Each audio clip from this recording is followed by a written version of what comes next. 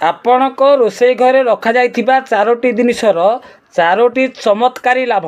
ମୋର କଥାଟିକୁ ଧ୍ୟାନର ସହ ଶୁଣନ୍ତୁ ଏବଂ ସେଭ୍ କରିନିଅନ୍ତୁ। ପ୍ରଥମଟି ହେଉଛି ଲବଙ୍ଗ।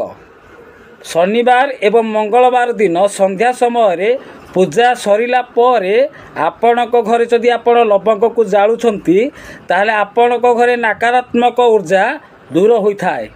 ଦ୍ୱିତୀୟଟି ହେଲା ରସୁଣ ଚୋପା। ଏହା ଶନିବାର ଦିନ ସନ୍ଧ୍ୟା ସମୟରେ ହେଉ ଅବା ଘର ଝାଡ଼ୁ ହୋଇସାରିଲା ପରେ ଯଦି ଆପଣ ଏହାକୁ ଜାଳୁଛନ୍ତି ଏହାଦ୍ୱାରା ଆପଣଙ୍କ ଘରକୁ ଖରାପ ନଜରରୁ ବଞ୍ଚେଇଥାଏ। ତୃତୀୟଟି ହେଲା ତେଜପତ୍ର।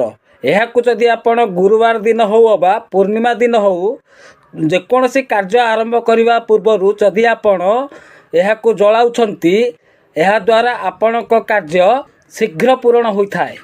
ଚତୁର୍ଥଟି ହେଲା ଡାଲଚିନି।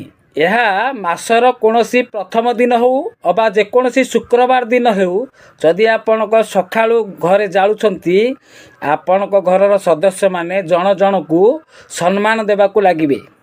ଯଦି ଆପଣଙ୍କୁ ଏ କଥାଟା ଭଲ ଲାଗିଥାଏ ବା ପସନ୍ଦ ଲାଗିଥାଏ ଲାଇକ୍ କରିବେ, ସେୟାର କରିବେ ଆଉ ସୁନ୍ଦର କମେଣ୍ଟଟିଏ ଦେବେ। ହର ହର ମହାଦେବ।